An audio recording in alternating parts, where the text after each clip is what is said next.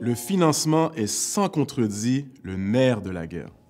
Comment se financer de la bonne façon? Je vous propose ici une séquence de financement qui peut être une bonne base de départ. En premier, on regarde les possibilités de croissance organique par les revenus autogénérés par l'entreprise. Donc, on parle des revenus de l'entreprise. En deuxième, si les fonds autogénérés ne sont pas suffisants, on regarde les options de subvention, de commandite et même les concours et les bourses.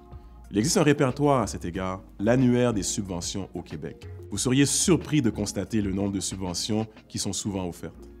Troisièmement dans la séquence, si les revenus autogénérés sont insuffisants et que si les subventions ne sont pas possibles, on regarde les options de prêts sans intérêt ou à bas taux d'intérêt, offerts principalement par les gouvernements, l'écosystème entrepreneurial ou même certaines banques. Quatrièmement dans la séquence, si ces trois premières options sont insuffisantes ou ne répondent pas aux besoins, on regarde les options de prêt à la juste valeur marchande, c'est-à-dire un prêt avec un taux d'intérêt préférentiel auquel s'ajoute une prime de risque. Ils peuvent être offerts entre autres par les banques, les investisseurs privés ou même les gouvernements.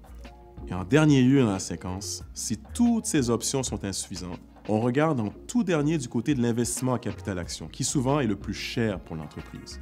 On parle ici d'investisseurs privés comme les anges financiers, les sociétés de capital de risque ou d'autres avenues gouvernementales ou à travers l'écosystème entrepreneurial.